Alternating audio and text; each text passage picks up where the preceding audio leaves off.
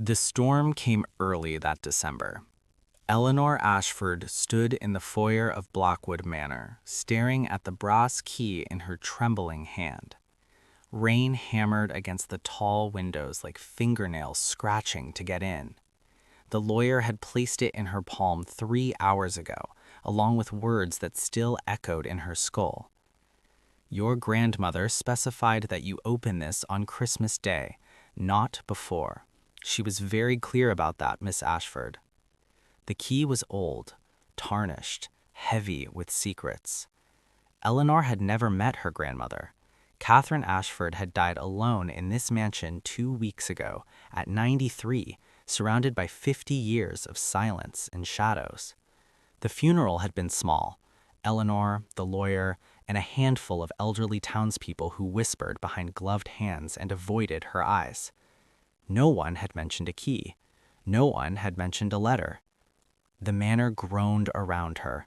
December wind rattled through gaps in the ancient woodwork, carrying with it the scent of dust and something else, something floral and faint, like perfume from another era. Eleanor walked deeper into the house, her footsteps echoing on marble floors. Portraits lined the walls, generations of Ashfords staring down with cold eyes and colder secrets. She recognized none of them. Her mother had never spoken about this side of the family, never explained why they'd been cut off, why Eleanor had grown up in a cramped apartment in the city while a mansion rotted in the countryside with her grandmother's name on the deed. And now it was hers. All of it. The lawyer had been uncomfortable delivering the news. The estate is substantial, Miss Ashford. The house, the land, the investments. Your grandmother was a wealthy woman, but there are conditions. Conditions. Eleanor's fingers closed around the key. The instructions had been explicit. In the library, behind the fourth shelf from the window, there was a panel. Behind the panel, a safe. Inside the safe, a letter written in 1972 and sealed with red wax that bore the impression of a bird, a crow or a raven. The lawyer hadn't been sure. She wanted you to have this, he'd said, producing a second envelope. This one was modern, addressed in shaky handwriting, to Eleanor, to be read before opening the safe. Eleanor opened it in the car, her hands shaking so badly she'd nearly torn the paper. The message inside was brief. My dear Eleanor, you don't know me, and I have only myself to blame for that. But you are the last of our blood, and there are truths that cannot die with me. In the library safe you will find a letter I wrote 53 years ago. I hid it because I was afraid. I hid it because I was ashamed. Read it on Christmas Day, not before. Some ghosts can only be faced in the light of Christmas morning. Some sins can only be confessed when the world pretends to be forgiving. Whatever you discover, know this. I loved you before I ever met you, and I am sorry for everything I could not say while I still drew breath. Catherine. The library was at the end of the east wing. Eleanor found it easily. The door was ajar, as if waiting for her. Inside, the smell of old books and leather enveloped her like a shroud. Floor-to-ceiling shelves crammed with volumes that hadn't been touched in decades. A stone fireplace, cold and dark. A desk with a green lamp that flickered when she switched it on. And there, fourth shelf from the window. Eleanor's breath caught. She approached slowly, the key burning in her palm. Her reflection stared back at her in the darkened window, a woman of 32 with her grandmother's sharp cheekbones and her mother's sad eyes. A woman who had inherited a fortune and mystery in the same bitter breath. She reached for the shelf. Behind it, just as the lawyer had promised, was a hidden panel, and behind the panel, a safe, with a keyhole that matched the brass key perfectly. Eleanor hesitated. It was December 15th, 10 days until Christmas. She could wait. She should wait. Those were the instructions, the conditions of her inheritance. But standing there in the gloom, with the storm raging outside and the weight of 53 years pressing down on her shoulders, Eleanor understood something fundamental. This letter had been waiting for her since before she was born, and whatever it contained had the power to destroy everything she thought she knew. She slipped the key into her pocket and backed away from the safe. 10 days. She could last 10 days. She had to. The first night in Blackwood Manor, Eleanor didn't sleep. She lay in the master bedroom, her bedroom now, staring at the ceiling where shadows performed slow dances in the moonlight filtering through heavy curtains. Every sound was amplified. Every creak of old wood, every whisper of wind through the eaves, every distant thump that might have been a shutter or might have been something else entirely. The house breathed around her. At 3 in the morning, she gave up and went downstairs to the kitchen. The refrigerator was empty except for a carton of expired milk and a bottle of champagne, both left by her grandmother's caretaker before she'd quit 3 years ago. Catherine had spent her final years alone, refusing help, refusing visitors, refusing everything except the company of her ghosts. Eleanor made tea with water from the tap and carried it to the library. She couldn't help herself. The safe was still there, of course, hidden behind the panel she'd carefully closed. But knowing it was there, knowing the letter was waiting just beyond a thin wall of steel was like having an itch in the center of her brain that she couldn't scratch. She sat at the desk instead and began going through the drawers. Most were empty. A few contained old receipts, dried-up pens, a letter opener shaped like a dagger. But in the bottom drawer, pushed all the way to the back, Eleanor found a photograph album. The leather was cracked with age, the pages brittle. She opened it carefully. The first photograph showed a young woman, 20, maybe 25, standing in front of the manor. She wore a pale blue dress that caught the sunlight, her dark hair pinned up in the style of the 1960s. She was beautiful, radiantly, impossibly beautiful, with eyes that seemed to look directly through the camera and into Eleanor's soul. Catherine, her grandmother. Eleanor had never seen a picture of her before. Her mother had destroyed them all, or claimed to. "She's dead to me," she'd said whenever Eleanor asked. "Dead and buried and not worth speaking of." But here she was, alive in fading color, smiling at something beyond the frame. Eleanor turned the page. More photographs. Catherine at a party surrounded by men in suits and women in evening gowns. Catherine on a boat, laughing. Catherine standing next to a dark-haired man who had his arm around her waist. His face was torn out of the photograph, deliberately destroyed, leaving only a jagged absence where his features should have been. Eleanor's heart began to pound. She flipped through the album faster. Every photograph of the dark-haired man had been mutilated. Sometimes just the face was torn away. Sometimes the entire figure was cut out, leaving Catherine alone in the frame, like a widow posing with a ghost. Whoever he was, Catherine had wanted to erase him. But she hadn't thrown away the album. She'd kept it hidden in the library, where the safe was hidden, where the letter was hidden. Everything was hidden in this house.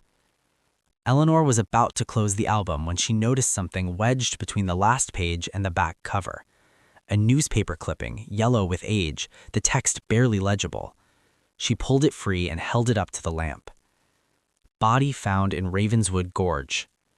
December 24th, 1972. Local authorities recovered the body of James Hartley, 34, from Ravenswood Gorge late yesterday evening.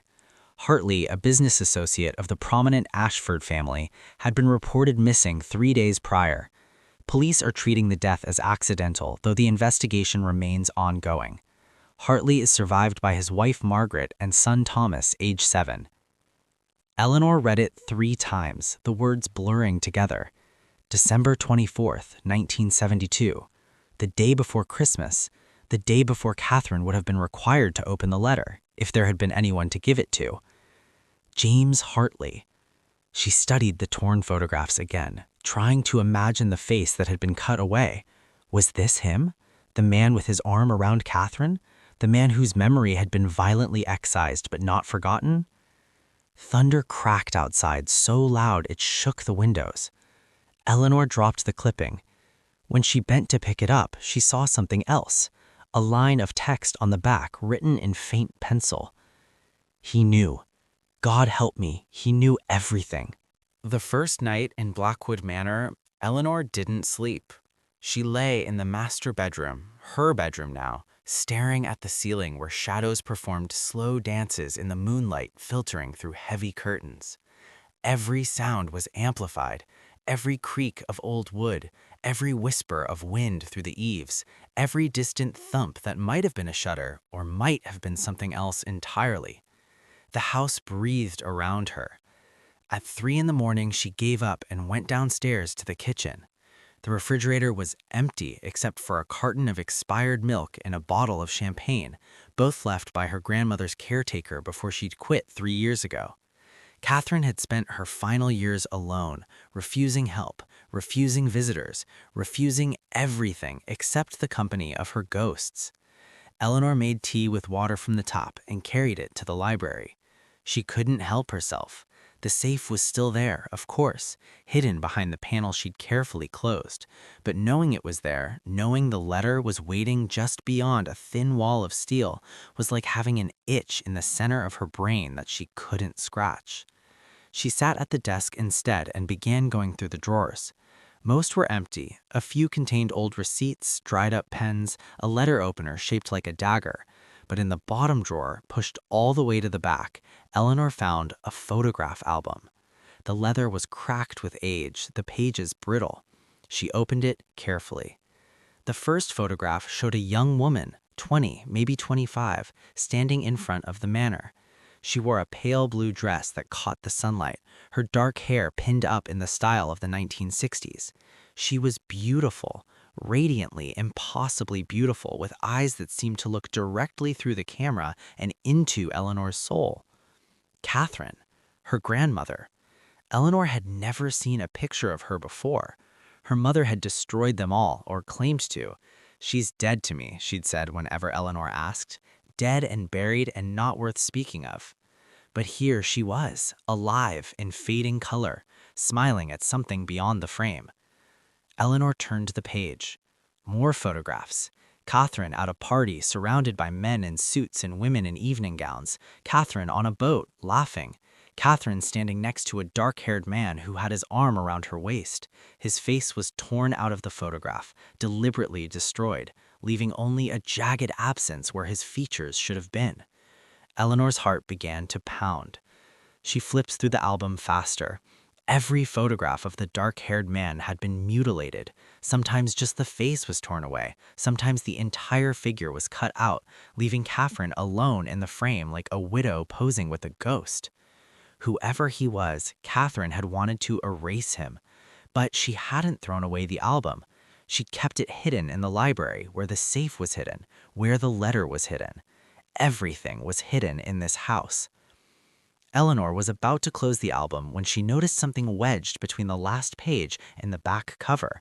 A newspaper clipping, yellow with age, the text barely legible. She pulled it free and held it up to the lamp. Body found in Ravenswood Gorge, December 24th, 1972. Local authorities recovered the body of James Hartley, 34, from Ravenswood Gorge late yesterday evening. Hartley, a business associate of the prominent Ashford family, had been reported missing 3 days prior. Police are treating the death as accidental, though the investigation remains ongoing.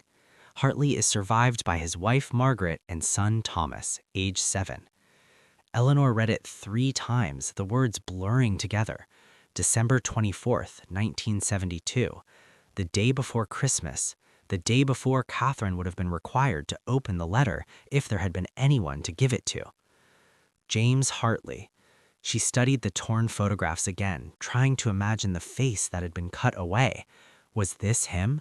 The man with his arm around Catherine? The man whose memory had been violently excised but not forgotten?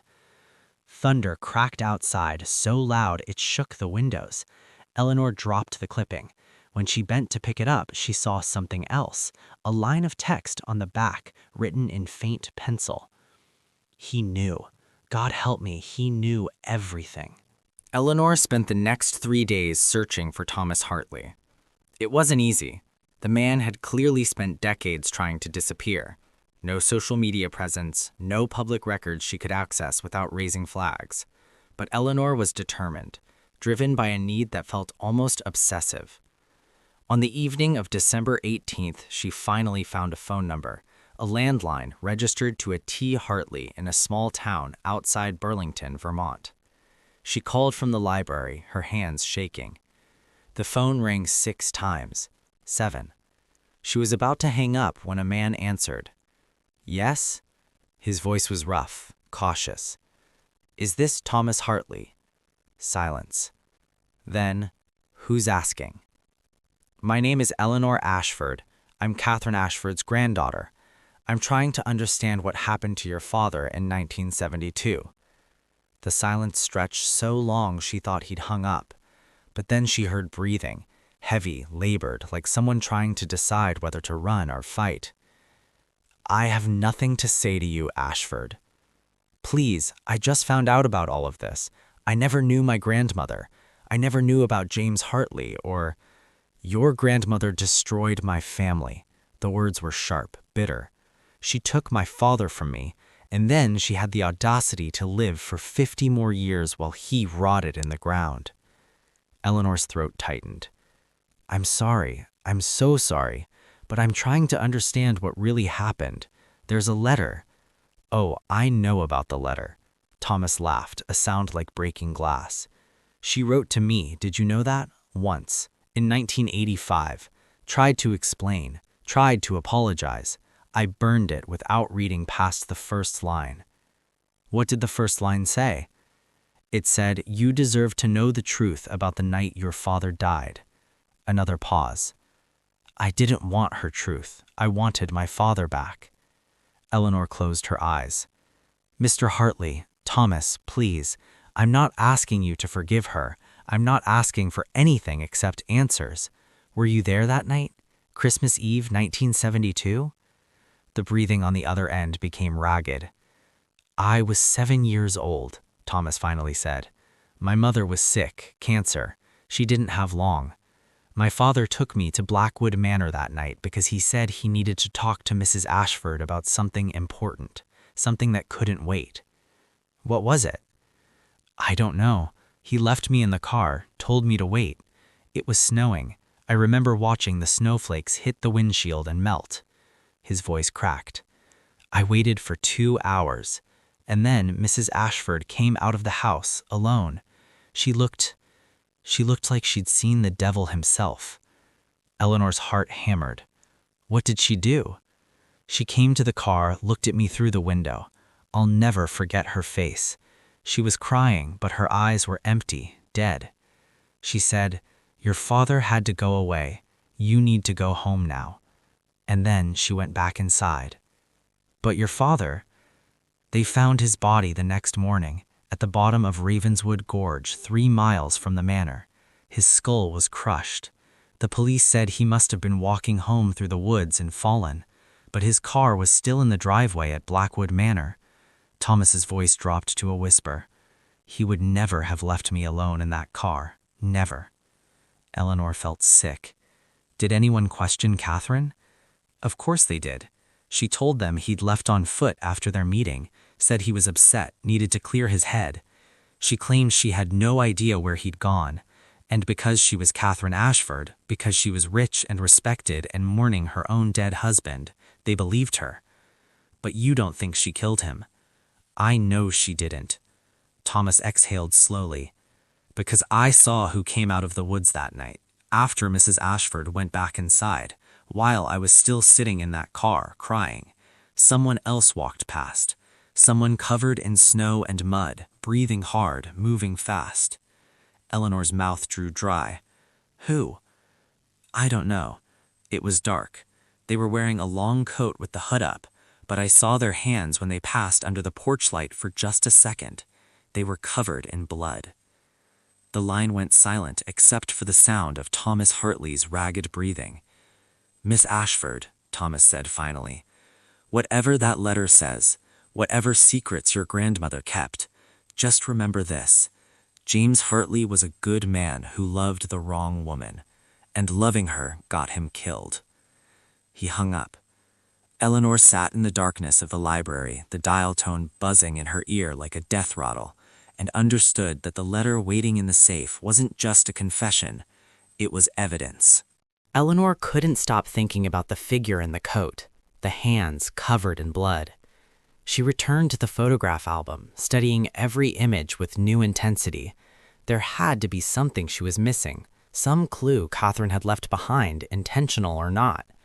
She spread the photographs across the library desk, organizing them chronologically as best she could. Catherine's progression through the 1960s and early 70s was visible, the gradual shift from a young bride to something harder, more paunted. But there was another woman who appeared in several of the photos, always in the background, slightly out of focus. A woman with sharp features and pale hair, often standing at the edge of the frame as if reluctant to be captured. Eleanor had dismissed her at first as just another party guest, another socialite from Catherine's circle. But now, looking more carefully, she noticed something odd. In every photograph, this woman was watching Catherine, not casually, not the way someone watches a friend, but with an intensity that bordered on obsession, her eyes always fixed on Catherine regardless of what else was happening in the scene. Eleanor turned one of the photos over. On the back, in Catherine's handwriting, "Garden Party, June 1971. Margaret insisted on coming despite everything." Margaret. Eleanor's blood ran cold. James Hartley's wife had been named Margaret. She grabbed the newspaper clipping again, reading it more carefully. Hartley is survived by his wife Margaret and son Thomas, age 7. The sick wife Thomas had mentioned, the woman dying of cancer. Eleanor pulled out her laptop and searched for Margaret Hartley in 1972. What she found made her hands tremble. An obituary from March 1973, 3 months after James died. Margaret Ann Hartley, 33, passed peacefully at Ravenswood Medical Center after a long battle with cancer. She is survived by her son, Thomas. Services will be private. But there was another article, smaller, dated February 1973. Grieving widow questioned in husband's death. Police briefly detained Margaret Hartley yesterday for questioning regarding the death of her husband, James, in December. Mrs. Hartley, who is terminally ill with cancer, was released without charges after several hours of interrogation. Police spokesman declined to comment on the reasons for the detention. Eleanor's mind raced. Margaret knew. She knew about Catherine and James, and she'd been sick, dying, with nothing left to lose. Eleanor stood up so fast her chair toppled backward. She ran to the safe, hands shaking as she pulled out the key. She'd promised herself she'd wait until Christmas. She'd promised. But 9 days suddenly felt like an eternity. Her hand was on the keyhole when she heard it. Footsteps. Upstairs. Eleanor froze, key suspended in midair. The manor had been empty. She was alone. She'd locked all the doors. The footsteps moved slowly, deliberately, across the library ceiling, back and forth, like someone pacing. Or searching. Eleanor's heart tried to hammer its way out of her chest. She grabbed the letter opener from the desk, the one shaped like a dagger, and moved toward the library door. The hallway was dark. She hadn't turned on the lights, and now she cursed herself for it. The chandelier overhead was a looming shadow, crystals tinkling softly in a draft she couldn't feel. The footsteps had stopped. "Hello?" Eleanor's voice came out as a whisper. She cleared her throat, tried again. "Who's there?" Nothing. She started toward the stairs, each step on the marble floor echoing like gunshots. The house seemed to hold its breath around her. At the top of the stairs, the hallway stretched in both directions, lined with doors. All closed, all dark. Except one. At the far end, a door stood open. Light spilled out, not electric light, but the flickering glow of candles. Eleanor hadn't left any candles burning, hadn't even found any in the house. She walked toward it, gripping the letter opener so hard her knuckles went white. The room was one she hadn't entered yet. A bedroom, smaller than the master, with faded floral wallpaper and furniture covered in white sheets. The candles, 3 of them, burned on the dresser, their flames dancing despite the lack of wind. And on the bed, arranged carefully, was a wedding dress. White silk yellowed with age, lace sleeves spread out like wings. Next to it, a man's suit on a hanger, and between them, placed with deliberate precision, a single red rose that looked fresh, as if it had been cut that morning. Eleanor's breath came in shallow gasps. This was impossible. She was alone in this house, alone with ghosts and secrets, and her eyes caught on something else, a photograph on the nightstand. She picked it up with trembling hands. It showed Catherine and James Hartley on their wedding day. No, that was wrong. Catherine had married Robert Ashford, not James. But in this photograph, Catherine wore this dress, this exact dress spread on the bed, and stood next to James, both of them radiant, both of them laughing. Eleanor turned the photograph over. Written on the back in Catherine's handwriting, but shakier, more recent. What should have been. October 1972. October 1972. Robert had died in 1971. James had died in December 1972. October was between them. Had Catherine and James planned to marry? Had this dress been made? Had they dared to dream of a future that would be destroyed 2 months later? Eleanor heard the footsteps again, but this time they were behind her. She spun around. The hallway was empty, but on the floor, right outside the doorway, were wet footprints, mud and snow melting into the old carpet, leading from the stairs to this room. Fresh. Impossible. Eleanor ran. She ran down the stairs, through the foyer, out the front door, into the December night. The cold slapped her face, and she gasped, bending over, hands on her knees, trying to remember how to breathe. When she finally looked back at the house, she saw a figure standing in the upper window, the window of the room with the wedding dress. A woman in a long coat, hood pulled up, hands pressed against the glass. And then the candles went out, one by one, and the figure disappeared. Eleanor stood in the snow, shaking, and understood something fundamental. She wasn't alone in Blackwood Manor. She had never been alone. Or searching. Eleanor's heart tried to hammer its way out of her chest. She grabbed the letter opener from the desk, the one shaped like a dagger, and moved toward the library door. The hallway was dark. She hadn't turned on the lights, and now she cursed herself for it. The chandelier overhead was a looming shadow, crystals tinkling softly in a draft she couldn't feel. The footsteps had stopped. "Hello?" Eleanor's voice came out as a whisper. She cleared her throat, tried again. "Who's there?" Nothing. She started toward the stairs, each step on the marble floor echoing like gunshots. The house seemed to hold its breath around her. At the top of the stairs, the hallway stretched in both directions, lined with doors. All closed, all dark. Except one. At the far end, a door stood open. Light spilled out, not electric light, but the flickering glow of candles. Eleanor hadn't left any candles burning, hadn't even found any in the house. She walked toward it, gripping the letter opener so hard her knuckles went white. The room was one she hadn't entered yet. A bedroom, smaller than the master, with faded floral wallpaper and furniture covered in white sheets. The candles, 3 of them, burned on the dresser, their flames dancing despite the lack of wind. And on the bed, arranged carefully, was a wedding dress. White silk yellowed with age, lace sleeves spread out like wings.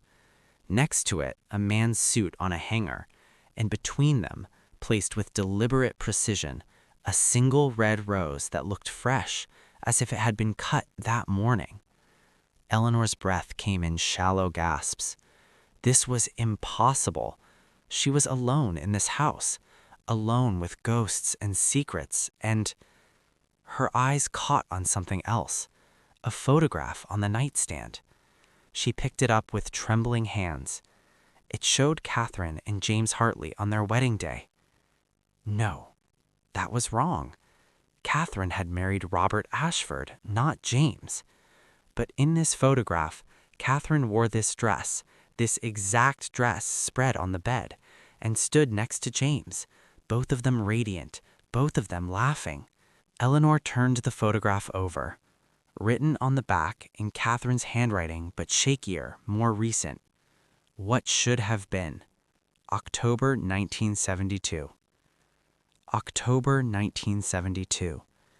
Robert had died in 1971. James had died in December 1972. October was between them. Had Catherine and James planned to marry? Had this dress been made? Had they dared to dream of a future that would be destroyed 2 months later? Eleanor heard the footsteps again, but this time they were behind her. She spun around. The hallway was empty, but on the floor, right outside the doorway, were wet footprints, mud and snow melting into the old carpet, leading from the stairs to this room. Fresh. Impossible. Eleanor ran. She ran down the stairs, through the foyer, out the front door, into the December night. The cold slapped her face, and she gasped, bending over, hands on her knees, trying to remember how to breathe. When she finally looked back at the house, she saw a figure standing in the upper window, the window of the room with the wedding dress. A woman in a long coat, hood pulled up, hands pressed against the glass. And then the candles went out, one by one, and the figure disappeared. Eleanor stood in the snow, shaking, and understood something fundamental. She wasn't alone in Blackwood Manor. She had never been alone. Eleanor didn't go back inside that night. She drove to the only motel in Ravenswood, a dingy place with flickering neon and rooms that smelled of cigarettes and disappointment. The clerk barely looked at her when she paid cash for a room. She lay awake until dawn, listening to trucks rumble past on the highway and trying to convince herself she'd imagined everything. But she hadn't imagined the photograph. She'd brought it with her, and now it sat on the nightstand, Catherine and James frozen in their moment of impossible happiness. At 7 in the morning, Eleanor made a decision. She called the law firm that had handled Catherine's estate. "I need to speak with Mr. Morrison," she told the receptionist. "I'm afraid Mr. Morrison is in meetings all day. May I take a message?" "Tell him Eleanor Ashford needs to know who else had access to Blackwood Manor. Tell him it's urgent." 20 minutes later, her phone rang. "Miss Ashford." The lawyer's voice was clipped, professional with an undercurrent of concern. "Is something wrong?" "Who has keys to the manor?" "I beg your pardon?" "Keys, access. Who else can get into that house?" A pause. "No one, as far as I'm aware. Your grandmother was very particular about security. The only keys were hers, and they were given to you upon her death." "What about staff, caretakers, cleaning services?" "The last caretaker left 3 years ago. Your grandmother dismissed her and insisted on living alone. As far as I know, no one else has been inside since then." Eleanor's hand tightened on the phone. "Did my grandmother ever mention being afraid or paranoid or seeing things?" Another pause, longer this time. "Miss Ashford, why are you asking these questions?" "Because someone is in the house with me, or was. Last night I found—" She stopped. How could she explain candles that lit themselves and wedding dresses that appeared out of nothing? "I found evidence that someone else has been there recently." "That's impossible." "Is it?" Eleanor's voice rose. "Is it really? Or did my grandmother have secrets you're not telling me about?" Silence on the other end of the line. Then, "Miss Ashford, I think you should return to the city, at least until after the holidays. Perhaps the manor is too much, too soon. The isolation, the circumstances of your inheritance." "Answer my question. Did Catherine tell you anything about James Hartley?" The quality of the silence changed, became heavy with things unsaid.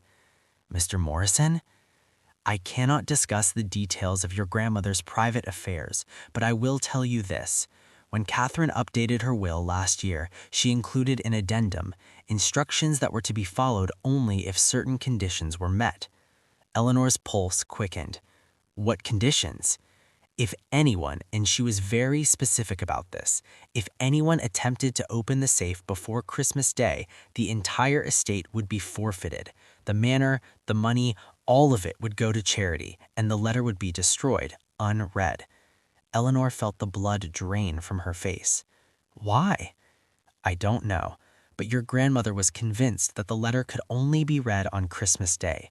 She said," he hesitated, "she said it was the only day when the dead could be forgiven." The line went quiet. "There's one more thing," Morrison said. "The addendum included a name, someone who was to be notified immediately if you opened the safe prematurely." "Who?" "Thomas Hartley." Eleanor's hand began to shake. "James Hartley's son." "Yes, though I have no idea why." He cleared his throat. "Miss Ashford, please wait until Christmas. Whatever your grandmother wanted you to know, she had her reasons for the timing." After he hung up, Eleanor sat on the motel bed, staring at the photograph. Why would Catherine want Thomas Hartley notified? The boy whose father she'd supposedly helped kill, or at least helped cover up the murder of. Unless... Eleanor pulled out her laptop and searched again, this time looking for anything she could find about Margaret Hartley's final days. What she found was a single mention in a local newsletter from February 1973. St. Mary's Church will hold a memorial service Sunday for Margaret Hartley, who passed last month. Mrs. Hartley spent her final weeks at Ravenswood Medical Center, where she was reportedly visited daily by Catherine Ashford, who declined to comment on their relationship. Catherine had visited Margaret daily while she was dying. Eleanor's mind spun. Why would Catherine visit the wife of the man who'd supposedly died because of her? Why would Margaret allow it? Unless they had something to discuss, some secret to share, some truth that needed to be protected. Eleanor grabbed her keys and headed for the door. There was one place she hadn't searched yet, one place that might have answers that couldn't wait until Christmas. The Ravenswood Cemetery. Eleanor didn't go back inside that night. She drove to the only motel in Ravenswood, a dingy place with flickering neon and rooms that smelled of cigarettes and disappointment. The clerk barely looked at her when she paid cash for a room. She lay awake until dawn, listening to trucks rumble past on the highway and trying to convince herself she'd imagined everything. But she hadn't imagined the photograph. She'd brought it with her, and now it sat on the nightstand, Catherine and James frozen in their moment of impossible happiness. At 7 in the morning, Eleanor made a decision. She called the law firm that had handled Catherine's estate. "I need to speak with Mr. Morrison," she told the receptionist. "I'm afraid Mr. Morrison is in meetings all day. May I take a message?" "Tell him Eleanor Ashford needs to know who else had access to Blackwood Manor. Tell him it's urgent."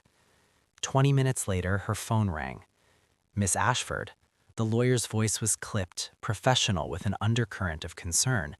"Is something wrong?" "Who has keys to the manor?" "I beg your pardon?" "Keys, access. Who else can get into that house?" A pause. "No one, as far as I'm aware. Your grandmother was very particular about security. The only keys were hers, and they were given to you upon her death." "What about staff, caretakers, cleaning services?" "The last caretaker left 3 years ago. Your grandmother dismissed her and insisted on living alone. As far as I know, no one else has been inside since then." Eleanor's hand tightened on the phone. Did my grandmother ever mention being afraid, or paranoid, or seeing things? Another pause, longer this time. "Miss Ashford, why are you asking these questions?" "Because someone is in the house with me, or was. Last night I found..." She stopped. How could she explain candles that lit themselves and wedding dresses that appeared out of nothing? "I found evidence that someone else has been there recently." "That's impossible." "Is it?" Eleanor's voice rose. "Is it really? Or did my grandmother have secrets you're not telling me about? Silence on the other end of the line. Then, Miss Ashford, I think you should return to the city, at least until after the holidays. Perhaps the manor is too much, too soon. The isolation, the circumstances of your inheritance. Answer my question. Did Catherine tell you anything about James Hartley? The quality of the silence changed, became heavy with things unsaid. Mr. Morrison? I cannot discuss the details of your grandmother's private affairs, but I will tell you this. When Catherine updated her will last year, she included an addendum, instructions that were to be followed only if certain conditions were met. Eleanor's pulse quickened. What conditions? If anyone, and she was very specific about this, if anyone attempted to open the safe before Christmas Day, the entire estate would be forfeited. The manor, the money, all of it would go to charity, and the letter would be destroyed, unread. Eleanor felt the blood drain from her face. Why? I don't know, but your grandmother was convinced that the letter could only be read on Christmas Day. She said, he hesitated. She said it was the only day when the dead could be forgiven. The line went quiet. There's one more thing, Morrison said. The addendum included a name, someone who was to be notified immediately if you opened the safe prematurely. Who? Thomas Hartley. Eleanor's hand began to shake. James Hartley's son. Yes, though I have no idea why. He cleared his throat. Miss Ashford, please wait until Christmas. Whatever your grandmother wanted you to know, she had her reasons for the timing. After he hung up, Eleanor sat on the motel bed, staring at the photograph.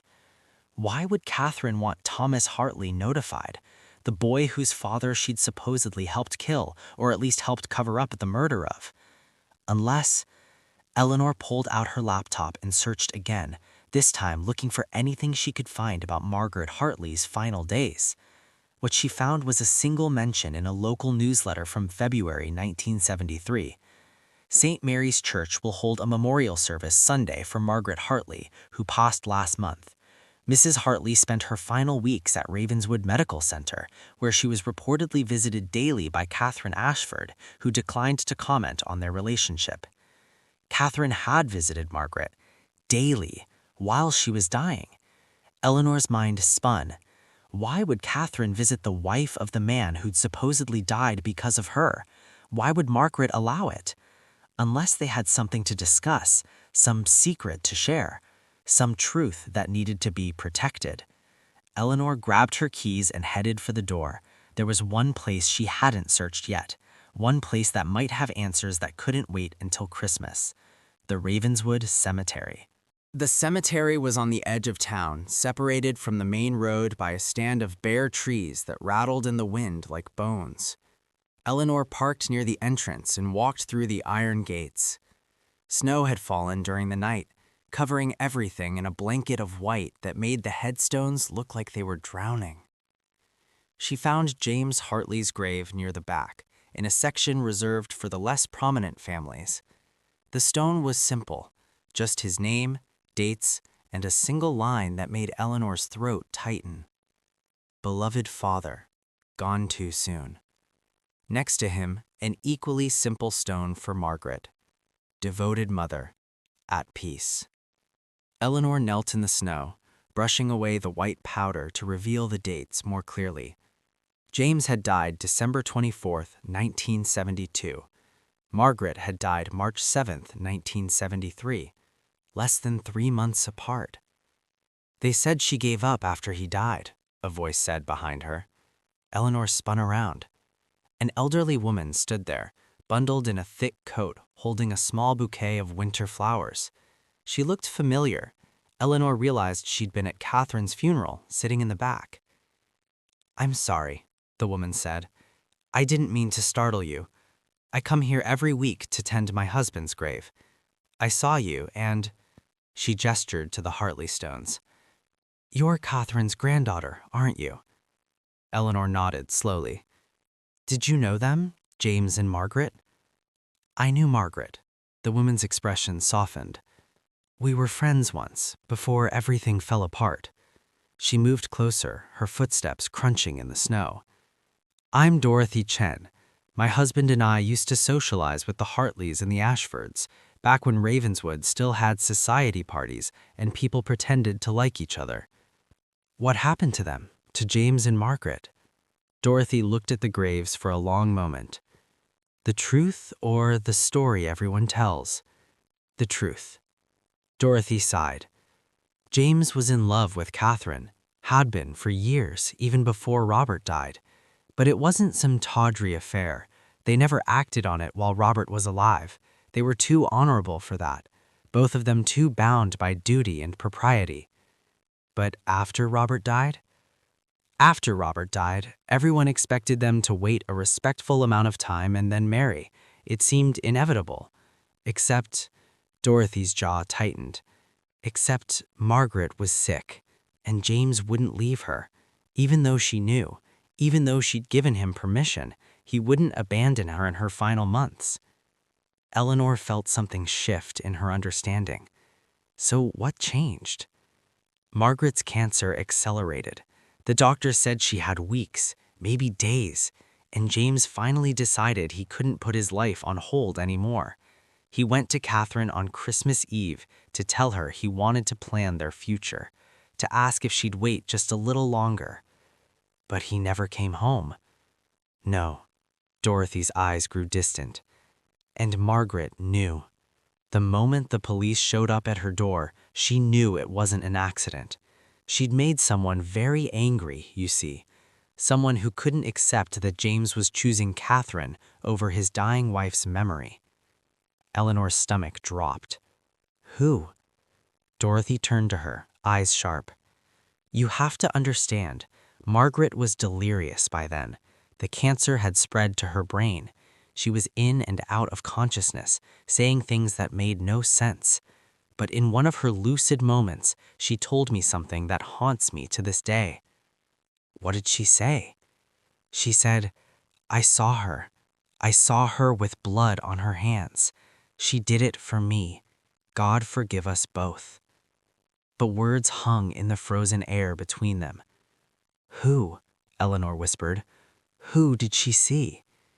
Dorothy shook her head. She wouldn't say, or couldn't. She died 2 days later. She looked at Eleanor with something like pity. But I think you already know, don't you? I think that's why you're here, standing at their graves instead of at Catherine's. Eleanor's legs felt weak. Catherine didn't kill James. No, Catherine loved him. Dorothy placed her flowers on Margaret's grave. But love makes people do terrible things, especially when they think they're protecting someone. Who was Catherine protecting? Dorothy was silent for so long Eleanor thought she wouldn't answer. Finally, she said, There's one person you haven't asked about. One person who was at the manor that night and who disappeared right after. Catherine's sister. Eleanor's world tilted. Catherine had a sister? Victoria. Younger by 5 years. Beautiful, brilliant, and completely devoted to Catherine. Dorothy's expression darkened. Some said too devoted. The kind of devotion that doesn't know boundaries, that doesn't accept no for an answer. Where is she now? Dead, supposedly. Dorothy met Eleanor's eyes. She drowned in Ravenswood Lake in January 1973, 3 weeks after James died. They found her car at the edge of the water, door open, her coat on the shore, but they never found her body. Eleanor felt ice spreading through her veins. You don't think she drowned. I think Victoria knew something about James's death, and I think Catherine helped her disappear before anyone could ask too many questions. Dorothy turned to leave, then paused. Miss Ashford, whatever you find in that letter, whatever truth your grandmother left for you, remember that people rarely confess to things that don't still haunt them. The dead don't write letters. Only the guilty do. She walked away, leaving Eleanor alone among the graves with a truth that was finally beginning to take shape. Catherine had a sister who loved her too much, a sister who disappeared right after James died, a sister whose body was never found. Eleanor pulled out her phone and called Thomas Hartley. He answered on the first ring as if he'd been waiting. Mr. Hartley, I need to ask you something. The person you saw that night, the one in the coat with blood on their hands, was it a woman? Silence. Then, yes. I've spent 50 years trying to remember more, but all I know for certain is that it was a woman, tall, moving fast, terrified. Did you ever hear Catherine mention a sister, someone named Victoria? Thomas's breath caught. Victoria Ashford! Jesus Christ, I'd forgotten about her. You knew her? I met her once, maybe twice. She came to our house with Mrs. Ashford when I was very young. My mother seemed uncomfortable around her. I remember, he paused, thinking. I remember my mother saying something to my father after they left. She said, "That woman isn't right. There's something wrong with her." Eleanor's heart pounded. What happened to Victoria? I don't know. After my father died, she vanished. People said she couldn't handle the tragedy, that she and my father had been close friends. But now I'm wondering if there was a different reason she disappeared. Eleanor thanked him and hung up. Her hands were shaking so badly she could barely hold the phone.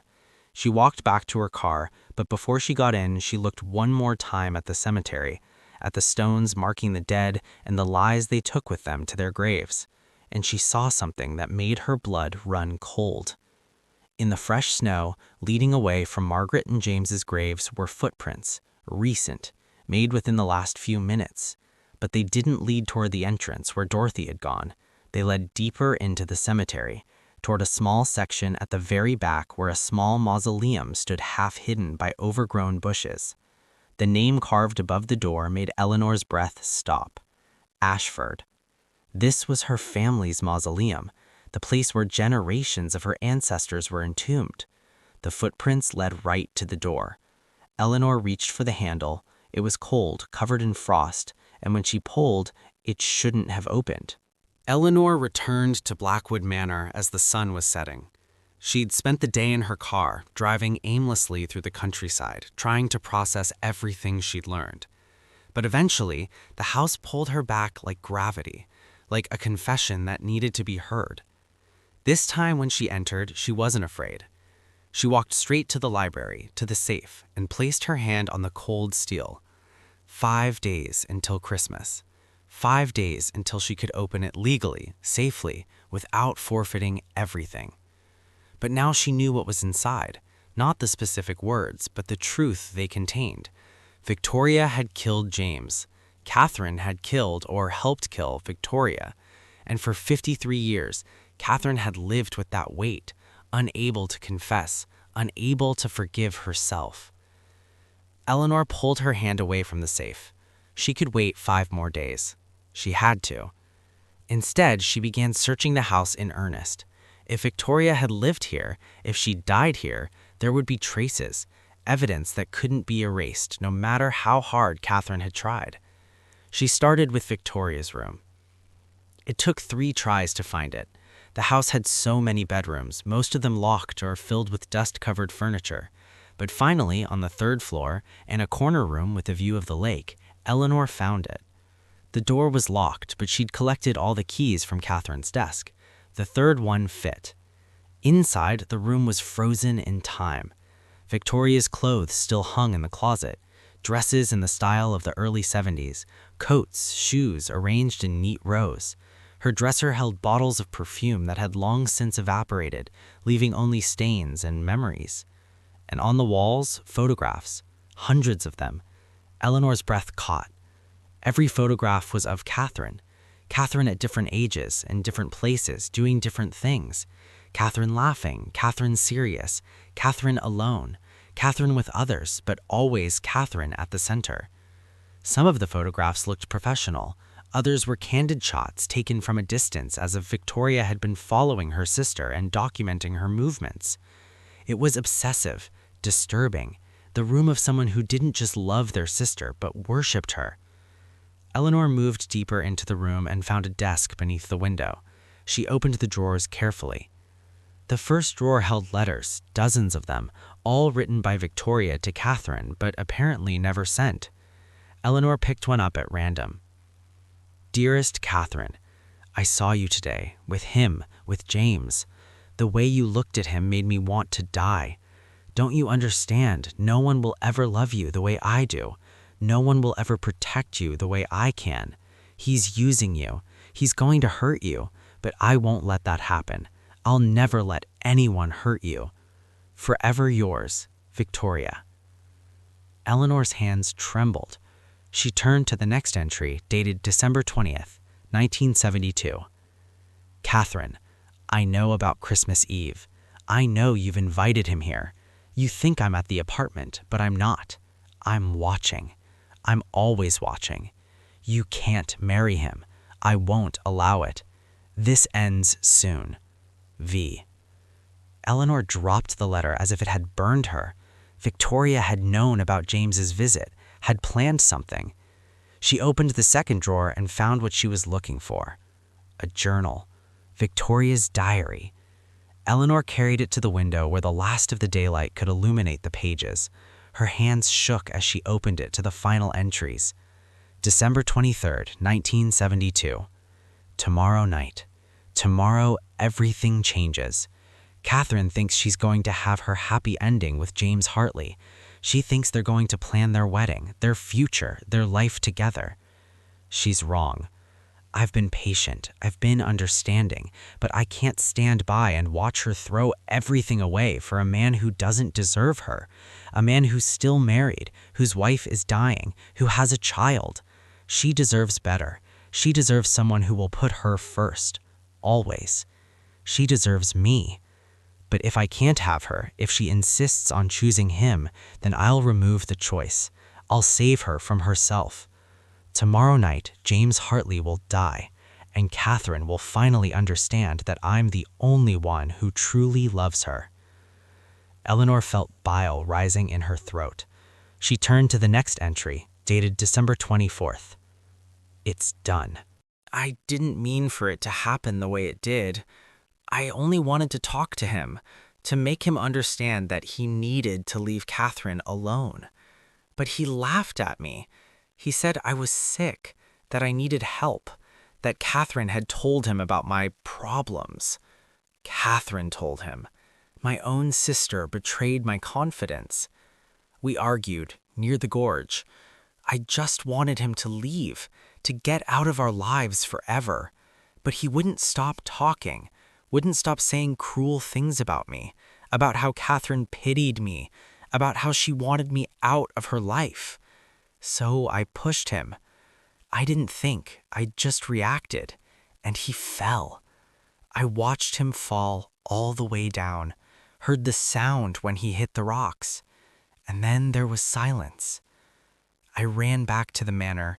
I was covered in mud and snow and, God help me, blood from where I'd grabbed him, where my nails had scratched his face as he fell.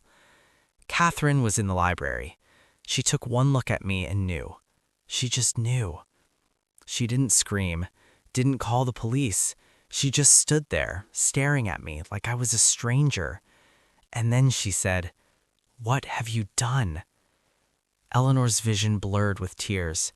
She forced herself to keep reading.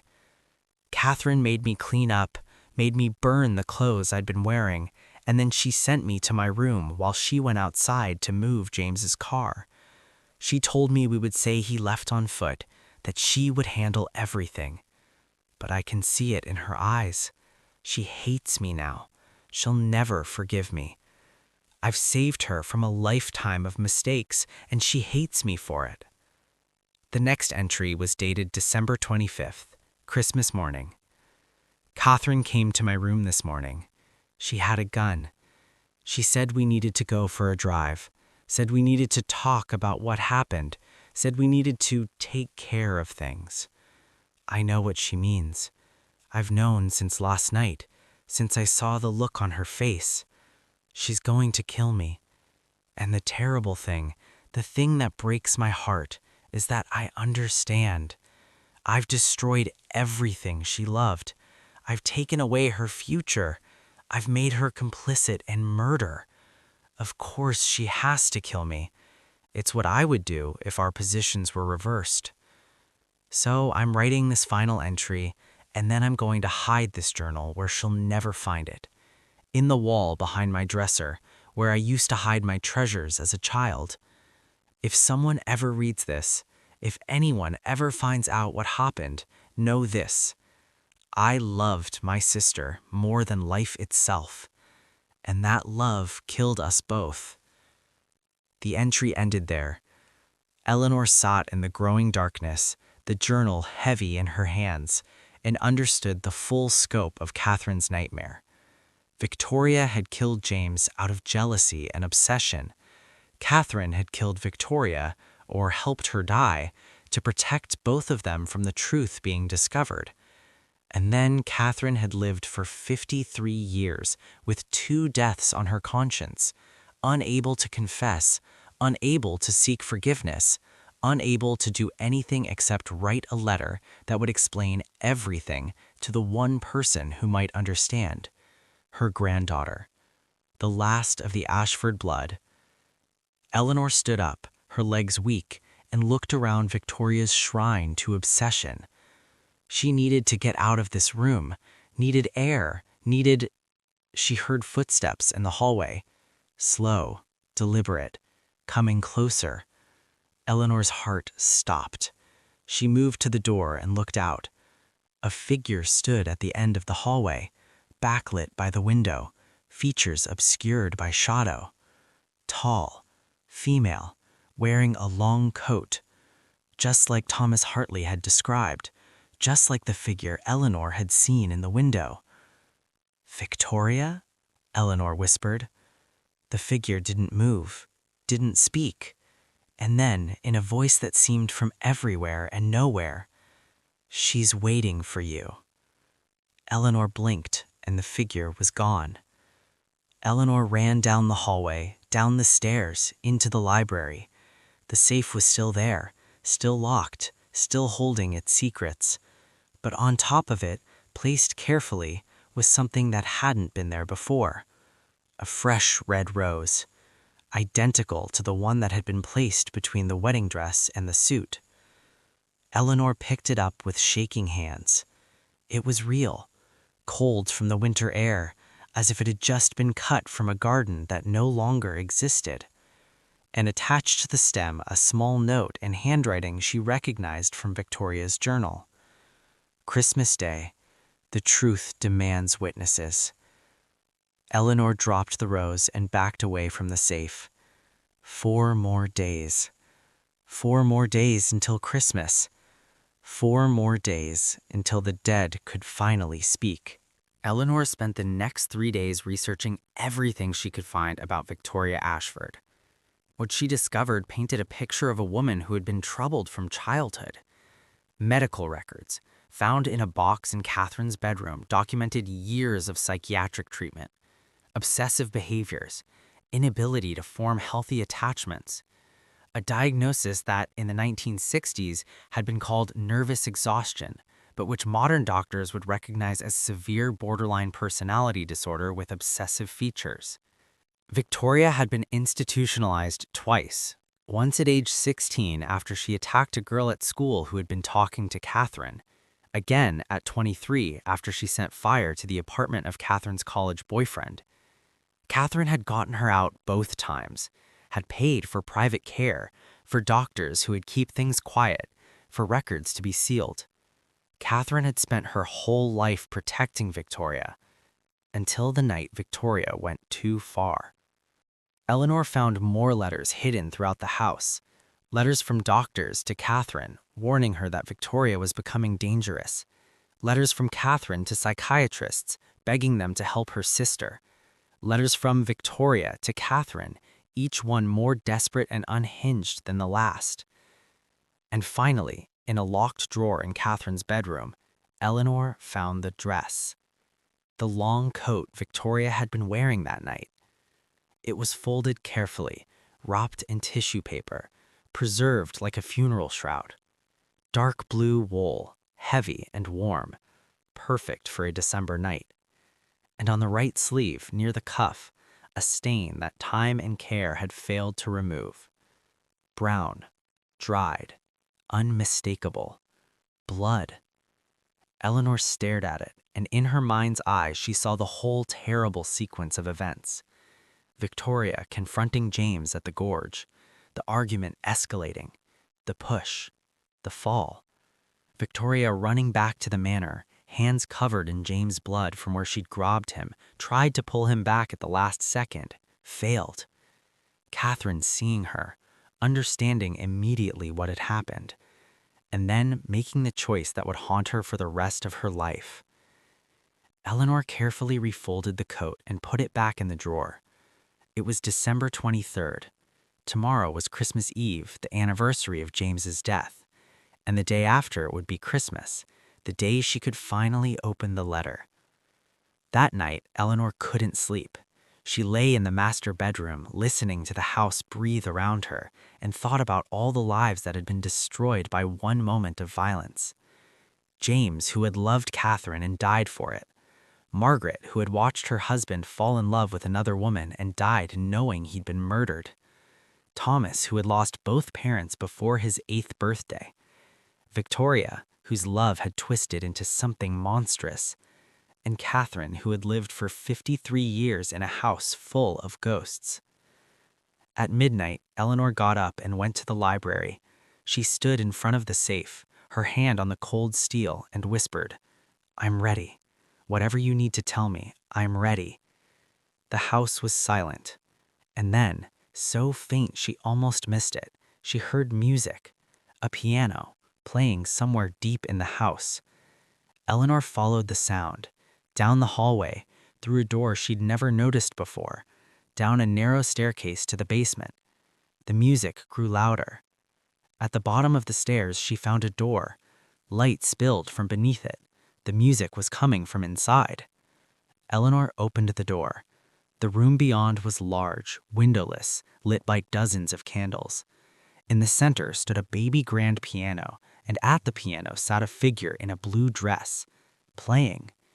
The woman's hands moved over the keys with practiced grace, pulling a melody from the instrument that was both beautiful and heartbreaking. A Christmas carol, but slowed down, made mournful. Eleanor's throat closed. She knew this couldn't be real, knew it was impossible, but she also knew who she was looking at. The woman stopped playing and turned around.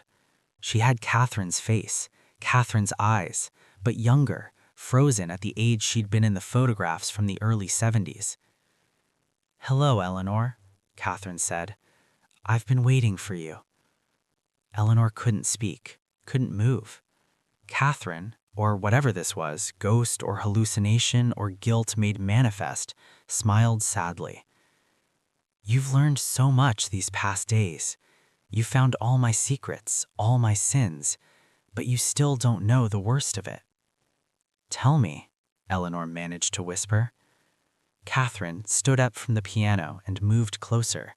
The candlelight made her seem translucent, more memory than substance. "Victoria didn't kill James, really. Not in the way you think." Eleanor's world tilted. "But the journal." "Victoria believed she pushed him. Victoria believed she murdered him." Catherine's expression was anguished. "But Victoria's mind was broken. She'd been having episodes for months, seeing things that weren't there, believing things that weren't true. That night, yes, she went to confront James. They argued near the gorge, yes. But James didn't fall because Victoria pushed him." "Then how—" "He fell because I was there," Catherine said, hidden in the trees, watching. Because I'd known Victoria was planning something. She'd been obsessing for weeks, making threats, talking about saving me. So I followed her. I watched her confront James. I watched them argue. Catherine's voice broke. And when Victoria grabbed him, when she pulled at his coat and he jerked away, he stumbled backward, toward the edge. And I could have warned him. I could have shouted. I could have done something. But you didn't. But I didn't." Catherine closed her eyes. For just a moment, one single terrible moment, I thought, if he dies, Victoria will be caught. Victoria will be locked away, and I'll finally be free of her. Eleanor felt cold spreading through her entire body. "That moment of hesitation was all it took," Catherine continued. "James fell, and by the time I reached the edge, he was already gone, dead or dying at the bottom of the gorge. And Victoria? Victoria saw me, realized I'd been there the whole time. She asked me why I didn't warn him, why I let him die, and I couldn't answer her. Catherine opened her eyes and they were full of tears that would never fall. So she believed she'd done it, believed she'd murdered him, because that was easier than accepting the truth, that you'd let him die. Yes. Catherine moved to the window, except there was no window, just a wall of stone. I let Victoria believe she was the murderer. I helped her cover it up. I burned her clothes. I moved the car. I told her we'd say he left on foot. And all the while I knew the truth. I was the real killer. I'd killed him through inaction, through one moment of hesitation and selfishness. Eleanor forced herself to ask the question she didn't want answered. And Victoria? Catherine turned back to her, and her expression was so full of pain that Eleanor almost looked away. Christmas morning, I took Victoria to Ravenswood Lake. I told her we needed to dispose of evidence, but really, I needed to tell her the truth. I needed to confess what I'd done, what I'd failed to do. What happened? I told her everything, how I'd been there, how I'd seen her grab James, but how she hadn't pushed him, how he'd fallen on his own, because I'd been too slow to warn him, because I'd hesitated. Catherine's voice dropped to a whisper. And when Victoria understood, she looked at me with such clarity, such sanity, and she said, "You killed him, and you let me think it was my fault." Then what? Then she walked into the lake. Catherine's face crumpled. She just walked in, fully clothed, didn't say another word, just walked into that freezing water and kept walking until she disappeared beneath the surface. Eleanor's hand covered her mouth. "I tried to save her," Catherine said. "I ran in after her, but she fought me off. She wanted to die. Maybe she'd always wanted to die. Maybe that's what all her obsession with me had been, a long, slow suicide that she'd finally found the courage to complete. Her body was never found. The lake is deep, cold. By the time they dragged it, weeks later, there was nothing to find." Catherine looked at Eleanor with eyes that had seen too much. "So I claimed she drowned herself out of grief, let everyone believe she'd killed James and couldn't live with the guilt. It was close enough to the truth that no one questioned it." Eleanor's mind reeled. "But the mausoleum, Victoria's plaque says she died December 24th, the same day as James." "Because that's when she really died," Catherine said. "The woman who walked into the lake on December 25th was already dead. I killed her the moment I let James fall, the moment I hesitated." They stood in silence, the candles burning down, the music hanging in the air like smoke. "Why?" Eleanor finally asked. "Why did you write the letter? Why make me wait until Christmas to read it?" "Because Christmas is the day of Victoria's death, the day I have to remember what I did, the day I can't hide from it anymore." Catherine moved closer, and Eleanor could see through her now, could see the wall behind her translucent form. "And because you deserved to understand before you read my words. You deserved to see the house, to meet the ghosts, to feel what it's like to live with this weight." "But I'm not seeing you," Eleanor said. "You're not real. You're dead." "Am I?" Catherine smiled sadly. "Or have you just spent so many days immersed in my life that you can imagine my voice, see my face, hear my confession?" Eleanor blinked, and the room changed. The candles were gone. The piano was covered in dust, and she was alone. She'd been alone the whole time. The music she'd heard was coming from an old phonograph in the corner, playing a scratched record of Christmas carols. But the words Catherine had spoken, ghost or hallucination or the voice of Eleanor's own understanding, those were real. The truth was real. Catherine had let James die, and Victoria died because of it. Eleanor walked back upstairs, her legs weak, her heart heavy with knowledge she could never unknow. Tomorrow was Christmas Eve, And the day after, she would finally read the letter and see if Catherine's written confession matched the truth Eleanor had already discovered. She had a feeling it would be worse. Eleanor woke on December 24th to find snow falling heavily outside. The same kind of snow that had fallen 53 years ago. The same cold that had frozen James Hartley's body at the bottom of the gorge. The same silence that had swallowed Victoria Ashford beneath the lake.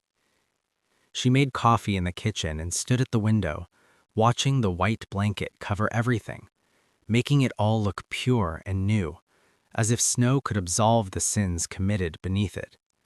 Her phone rang. Thomas Hartley. She answered on the second ring. Miss Ashford. His voice was rough, emotional. I wanted to call before Christmas, to tell you that I'm sorry for being harsh with you. You're not responsible for what happened. You're just the inheritor of someone else's mistakes. Thank you, Eleanor said quietly. That means more than you know. I also wanted to tell you something. Last night, I finally read my mother's journals. She kept them during her final weeks. I'd never been able to bring myself to look at them before, but after our conversations, I felt like I needed to. Eleanor's grip tightened on the phone. What did they say? My mother knew everything. Catherine visited her in the hospital every day, and eventually Catherine told her the truth about being at the gorge, about hesitating, about letting my father fall. Thomas paused, and Eleanor could hear him struggling with emotion. And my mother forgave her. Eleanor's throat closed. She wrote that Catherine was the only one who understood what it was like to love someone so much it destroyed you. My mother had loved my father even though she knew he loved Catherine, and Catherine had loved my father, but let her guilt and fear of Victoria destroy that love. Thomas took a shaky breath. They spent my mother's final days talking about my father, remembering him, grieving together. I didn't know, Eleanor whispered. Catherine paid for my education, did you know that?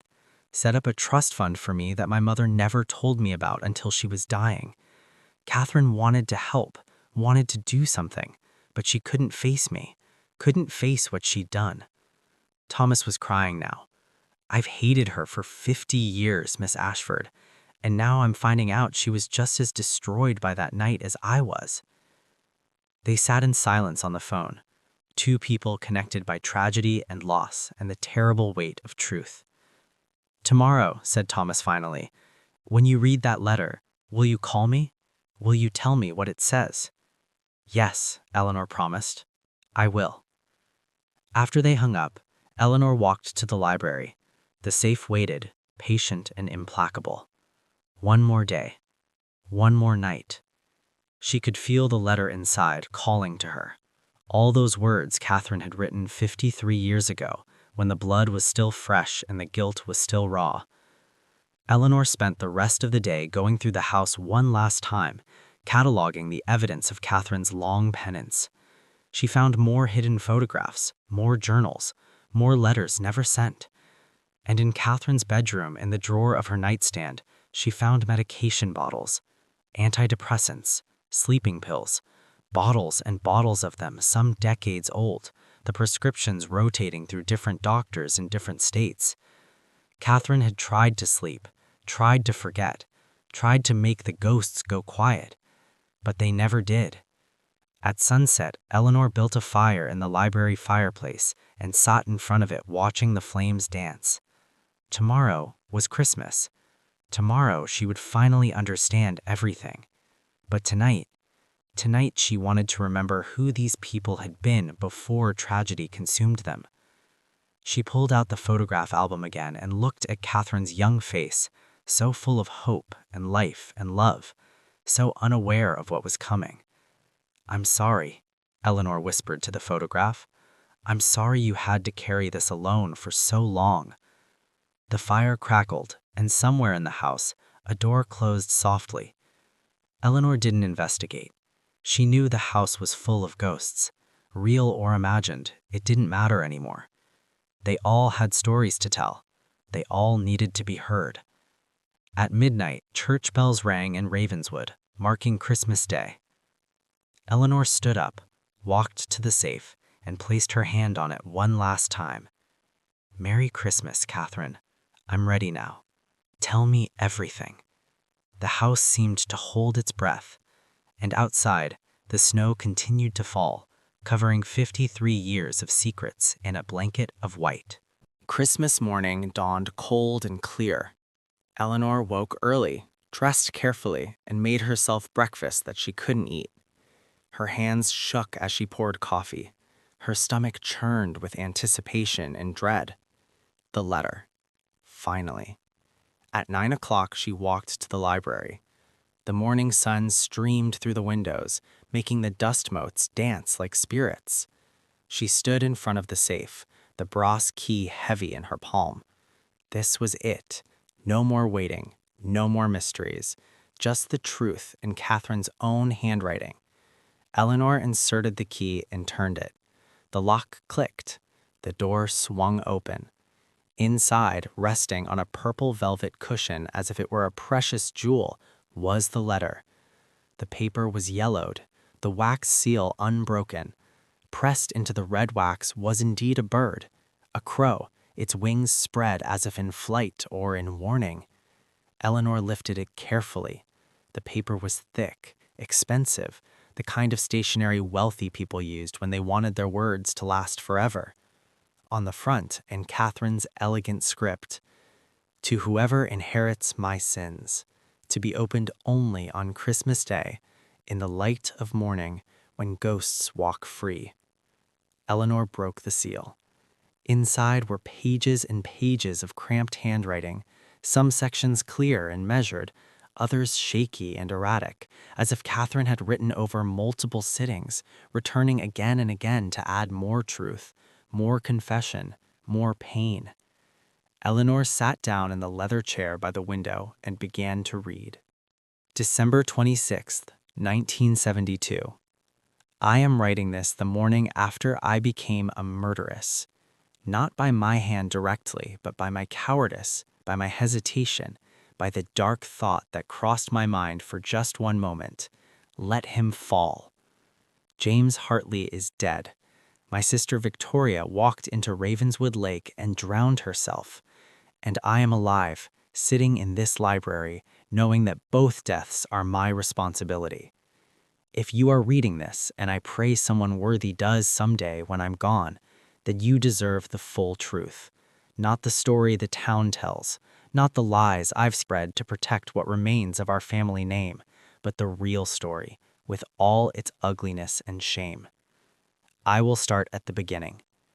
I married Robert Ashford when I was 22 because it was expected, because our families had history together, because he was handsome and wealthy and every girl in Ravenswood envied me. I didn't love him. I tried, God knows I tried, but Robert was cold, controlling, jealous. He wanted a perfect wife to display at parties, not a partner, not a companion, just an ornament. And then I met James Hartley. He was Robert's business associate. He came to dinner one night with his wife, Margaret, and their infant son, Thomas. Margaret was lovely, kind, gentle, clearly devoted to James. And James was everything Robert wasn't. Warm, funny, interested in me as a person, not just as an Ashford. We didn't mean to fall in love. We fought against it. We both had spouses, responsibilities, reputations, but love doesn't care about propriety. For 3 years, we maintained distance, professional politeness, nothing more. Then Robert died, heart attack, sudden and merciless, and I was free. Except I wasn't, because Victoria was there. Victoria had always been there, since we were children, my shadow, my protector, my burden. Our parents died when I was 16 and Victoria was 11. A car accident, sudden and merciless like Robert's death years later. And I became responsible for her, became her guardian, her parent, her whole world. Victoria didn't handle it well. She became obsessive, so obsessive she couldn't bear for me to have friends, couldn't tolerate boyfriends, couldn't accept that I had a life beyond taking care of her. I should have gotten her help, real help, but I was young and overwhelmed, and the doctors of that era were worse than useless. They prescribed pills and rest, and told me it was just grief, just adjustment, just a phase. It wasn't a phase. By the time Victoria was in her 20s, she'd been hospitalized twice for violent outbursts against people she perceived as threats to me. And each time, I'd gotten her out, paid for private care, covered up the incidents. Because she was my sister, because I was all she had, and because, God help me, part of me liked being the center of her universe, liked having someone who loved me unconditionally, obsessively, completely. But after Robert died, when James and I began to cautiously, carefully explore the possibility of a future together, Victoria snapped. She saw it as betrayal, as abandonment, as me choosing a man over her.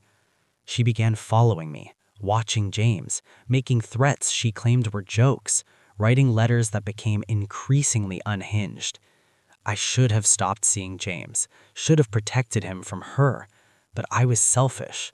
I'd spent so many years being dutiful, being responsible, being the perfect widow and perfect sister. I wanted happiness. I wanted love. I wanted James. So I continued seeing him, even as Margaret's cancer worsened, even as Victoria's behavior became more erratic, even as I knew something terrible was coming. James came to Blackwood Manor on Christmas Eve to talk about our future. Margaret had weeks left at most. The doctors had said there was nothing more they could do. And James wanted to know if I would wait, if I would marry him when it was finally appropriate. I said yes. We planned it all. A quiet ceremony in the spring, a honeymoon in Europe, a life together finally after years of waiting and wanting. Victoria knew about the meeting. I'd told her James was coming, thought transparency would help, thought if I included her in my plans, she'd accept them. I was wrong. She left the house before James arrived. I thought she'd gone to stay with a friend to give us privacy. But she went to Ravenswood Gorge instead, and she waited. I didn't know until later that she'd been planning it for days, that she'd written in her journal about removing obstacles and saving Catherine from herself. James and I talked for an hour. We drank champagne, we kissed, we made promises. And then James left to go home to his son, who was waiting in the car in our driveway.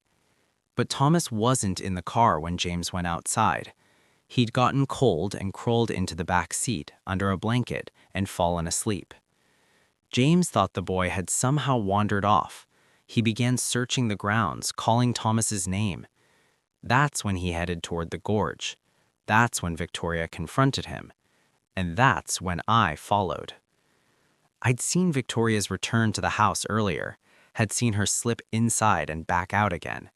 Something in my gut told me to follow her, told me she was going to do something terrible. I was too late to stop the confrontation, but I was there, hidden in the trees when it happened. Victoria grabbed James, accused him of poisoning my mind, of using me, of destroying our family. James tried to calm her down, tried to reason with her, but Victoria was beyond reason. She pulled at his coat. He jerked away, and in doing so, he stumbled backward, toward the edge of the gorge. And in that moment, that one terrible, unforgivable moment, I thought, if he falls, she'll be caught. She'll go to prison, and I'll be free of her. I could have shouted, could have warned him, could have done anything, but I hesitated. And by the time my paralysis broke, by the time I screamed his name, it was too late. He fell. I heard the impact, a sound I'll carry to my grave. Victoria turned and saw me, realized I'd been there the whole time, and in her eyes I saw knowledge. She knew what I'd done, what I'd failed to do. She ran back to the manor. I followed. We burned her clothes. We moved James's car farther from the house. We planned our story. And all the while, Victoria kept saying, I killed him. I pushed him. I'm a murderer. I let her believe it, because if she believed she was the murderer, she'd never realize the truth, that I was. Christmas morning, I couldn't live with it anymore. I took Victoria to Ravenswood Lake. I told her everything. I told her I'd been there. I told her about my moment of hesitation. I told her that James's death was my fault, not hers. She looked at me with such clarity, such sanity, and she said, "I know. I've always known." Then she told me she'd seen my face in those trees, had seen me standing there, watching, not moving. She'd known from the beginning that I'd let James fall. She'd been protecting me, taking the blame for my crime. And I let her. "I loved you so much," she said. "I would have done anything for you, killed for you, died for you. And you killed the man you loved because you wanted to be free of me." She wasn't wrong. "You'll live with this forever," she told me. "You'll wake up every morning and remember what you did, who you really are. And that will be worse than any prison." Then she walked into the lake. I tried to stop her, I swear I did. I ran in after her, but she fought me off with strength I didn't know she had, and she disappeared beneath the water. They never found her body. I told the police she'd killed James and drowned herself out of guilt. They believed me because I'm an Ashford, because people like us don't get questioned too closely. Thomas Hartley lost both parents because of me. Margaret died 3 months later, having lost the will to live. 4 people destroyed because of my cowardice. I've lived 53 years with this. 53 years of Christmas mornings where I remember, where I light candles for the dead and beg forgiveness that will never come. I never married, never had children of my own, never allowed myself happiness. This manor became my prison. This silence became my penance. But there's one more thing I must confess, and it's the reason this letter can only be opened on Christmas Day. Victoria didn't drown. I pulled her from that lake. She was unconscious but alive, and I made a choice. I could call for help, I could save her, or I could let her die. I let her die. I watched her breathe her last, watched the water fill her lungs, and when she was gone, I weighted her body with rocks and pushed it back into the deepest part of the lake. So I'm not just guilty of letting James fall. I'm guilty of murdering my sister. I killed her to protect myself, to protect the Ashford name, to make sure the truth died with her. And I've been dying myself ever since. If you're reading this, you're likely my granddaughter Eleanor. My daughter, your mother, left me years ago, unable to bear my silence, my coldness, my ghosts. I don't blame her. Eleanor, you don't know me. You never will. But you inherit not just this house and this fortune, but this truth. What you do with it is your choice. You can go to the police. You can confess for me. You can drag the Ashford name through the mud and expose everything. Or you can keep the secret as I have and carry this weight for the rest of your life. Either way, you'll understand now why I couldn't be a grandmother to you, why I couldn't let anyone close, why I had to live alone with my sins. I've left instructions with my lawyer. If you open this safe before Christmas Day, the estate goes to charity and this letter is destroyed, because the truth deserves to be revealed at the time of its birth, on Christmas morning when Victoria died. I'm sorry for what I've done. Sorry for what I've taken from you. A grandmother, a family history without bloodstains, a legacy you can be proud of. But most of all, I'm sorry for James. He deserved better. He deserved love without complications. He deserved to raise his son. Instead, he died because I was too weak to choose. Merry Christmas, Eleanor. May you find peace I never could. Catherine Ashford, December 26, 1972. Eleanor sat motionless for a long time after reading the last word, Catherine's confession burning in her hands like fire. Victoria hadn't drowned. She'd been murdered. Catherine had watched her sister die, had made sure she died, had lived for 53 years knowing she'd killed twice once through cowardice, once through cold deliberation. Eleanor's hands trembled. She looked around the library, at the shelves full of books Catherine had read, the desk where she'd worked, the windows she'd looked through for decades while remembering the moment she became a murderer. What now? What could she possibly do with this truth? She picked up her phone and called Thomas Hartley. He answered immediately. "Did you read it?" "Yes." "And?" Eleanor closed her eyes. "Your mother was right. Catherine was destroyed by that night as much as you were, as much as all of us." She told him everything, all of it. The hesitation, the moment of dark thought, Victoria's knowledge, the lake, the murder. When she finished, Thomas was silent for so long she thought he'd hung up. Then, "Does it change anything?" "What do you mean?" "Knowing the truth, does it bring my father back? Does it undo my mother's pain? Does it give me back my childhood?" His voice was empty. "Or does it just mean we all carry more weight now?" Eleanor had no answer. "Don't go to the police," Thomas said finally. "Don't expose this. Let it die with Catherine the way she wanted. The people who were hurt are gone. Justice won't bring them back." But nothing, Miss Ashford. I've spent 50 years hating Catherine, hating your family, and now I find out she hated herself more than I ever could." He exhaled slowly. "Let it rest, please, for all of us." After they hung up, Eleanor sat in the library as morning turned to afternoon, holding the letter, trying to decide. What would justice look like now? Catherine was dead. Victoria was dead. James was dead. Margaret was dead. Exposing the truth would hurt no one but Eleanor herself, would destroy the Ashford name, tank the estate value, make her the granddaughter of a murderer. But keeping the secret would make her complicit, would make her Catherine's heir in more ways than one. As the sun set on Christmas Day, Eleanor made her decision. She built a fire in the library fireplace and fed Catherine's letter to the flames, page by page, watching 53 years of confession turn to ash. Then she called Thomas Hartley one last time. "I'm going to sell Blackwood Manor, and I'm going to use the money to establish a foundation, the James Hartley Foundation, for mental health services and support for families dealing with obsessive disorders." Thomas was quiet for a moment. Then, "My father would have liked that." "I know. It's not justice, but maybe it's something." After they hung up, Eleanor locked the empty safe, put the brass key in her pocket, and walked out of the library.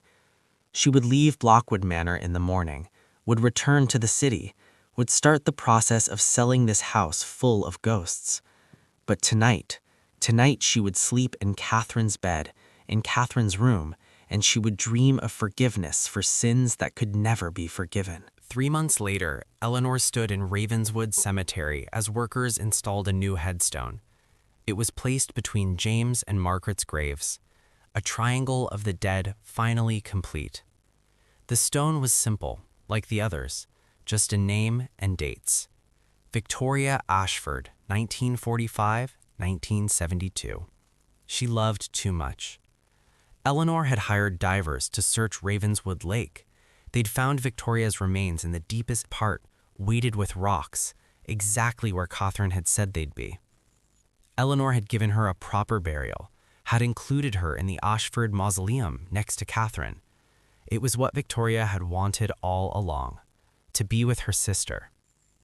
Thomas Hartley stood beside Eleanor as the workers finished their work. He was crying softly, and Eleanor took his hand.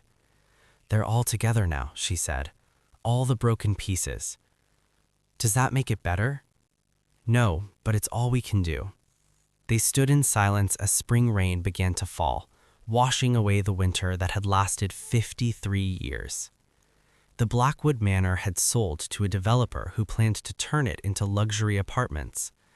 Eleanor had kept some of Catherine's things, the photograph album, the wedding dress that was never worn, the blue coat she'd buried with Victoria. Evidence of lives lived wrong, of love twisted into something monstrous, of choices that echoed through decades.